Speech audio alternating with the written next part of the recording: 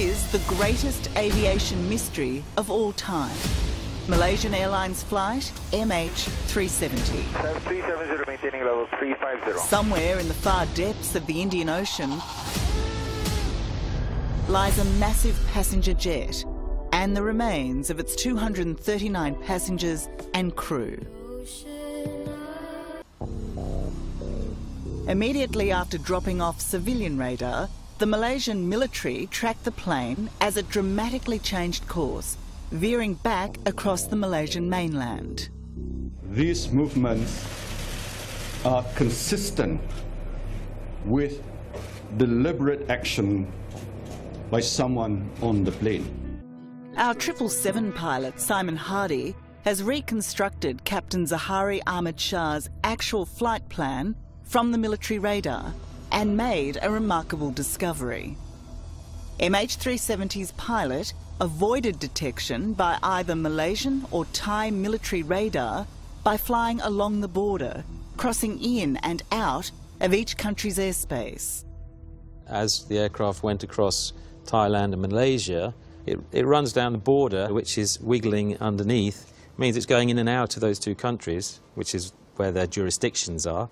So both of the controllers aren't bothered about this mysterious aircraft because it's gone. It's not in our space anymore. So there's a reason. So for that each was of these. deliberate. Yes, there's a reason. If you were commissioning me to do this operation and try and make a 777 disappear, I would do exactly the same thing. As far as I'm concerned, it's very accurate flying, and I think it did the job because we know, as a fact, that the military did not come and intercept the aircraft.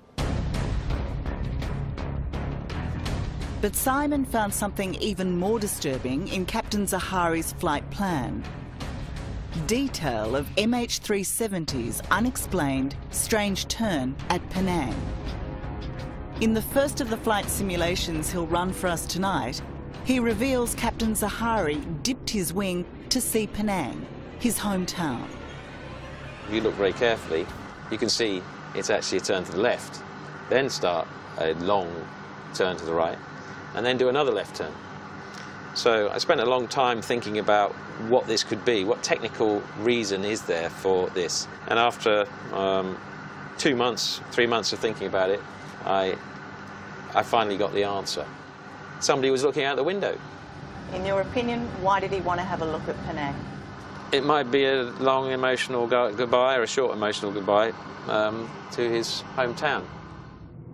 After leaving Penang, MH370 runs the military radar gauntlet undetected for nearly 400 kilometres to the northwest before dropping out of range.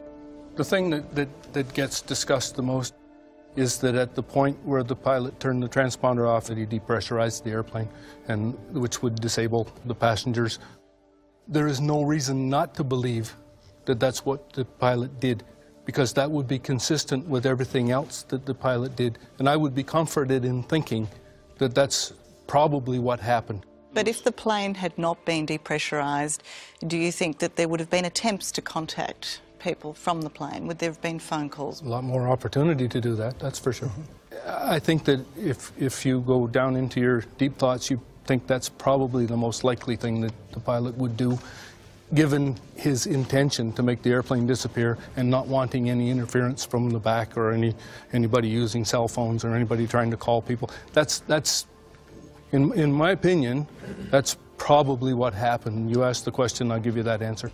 Marsat's chief revealed there was no doubt MH370 flew south. We can give you a likely area of the Southern Ocean, but we can't tell you exactly where to look. But as the world's eyes turn south to one of the wildest and most remote stretches of ocean on Earth, there is a single collective question. Why would anyone want to fly the plane deliberately to this part of the ocean? To make it disappear. The airplane was flown to this part of the ocean for one single reason, and it was because the pilot wanted it to disappear forever, never to be seen again, not to be found forever. Immediately after dropping... Well, I'm arguing if the ATSB have said that the end-of-flight scenario could be that there's somebody there, then it's going to go way beyond 25 nautical miles if someone's flying it You can see there's a dark area there, which is the Goldfinch fracture zone, which runs up through the whole area.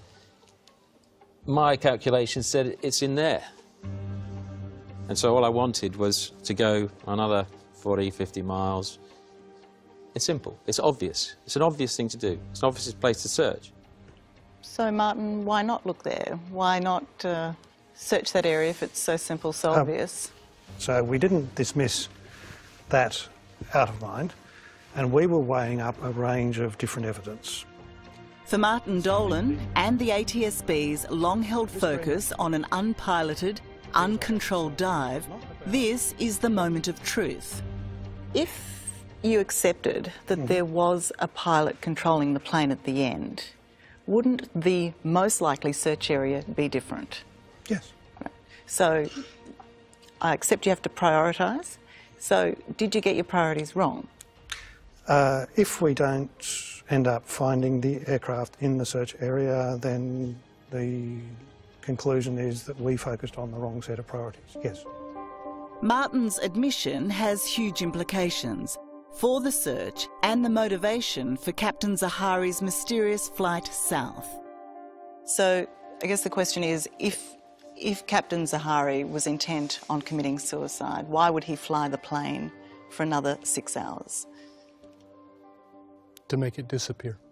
Recovered from MH370 may be further evidence it was piloted to the end and was not a high-speed impact. Larry, for you, what is the significance of the first bit of debris that washed up off Africa? Tara, if this was a high-speed dive, this piece would not exist. Larry Vance believes this recovered flaperon from MH370's right wing, reconstructed for the official ATSB investigation, would have been massively damaged if there'd been a high-speed crash. What would happen instead is that this piece would hit at a great high speed, and the front of it would be crushed in. It's hollow, the water would invade inside, and it would just explode from the inside out. So this piece would not even exist. And to Larry, there are other damning clues. The erosion of the flaperon's trailing edge. Would happen because the flap was extended down, and the force of the water would be enormous, and this is what made this all erode here at the back. The flaps could not be extended down unless a pilot was in control of the aircraft. And the reason for doing that would be to land the plane, thereby keeping it intact, leaving as little debris as possible. What is the conclusion? What actually happened to the plane? So this was planned, this was deliberate, and it was done over an extended period of time. I think that the general public, the traveling public, can take comfort in the fact that there is a consensus, growing consensus, that this was a criminal act, and therefore it was not a problem with the airplane. And the fact that it was a criminal act actually simplifies it down to what can you do to prevent somebody who already has control of an airplane from doing whatever they want to do with that airplane. Can you do that?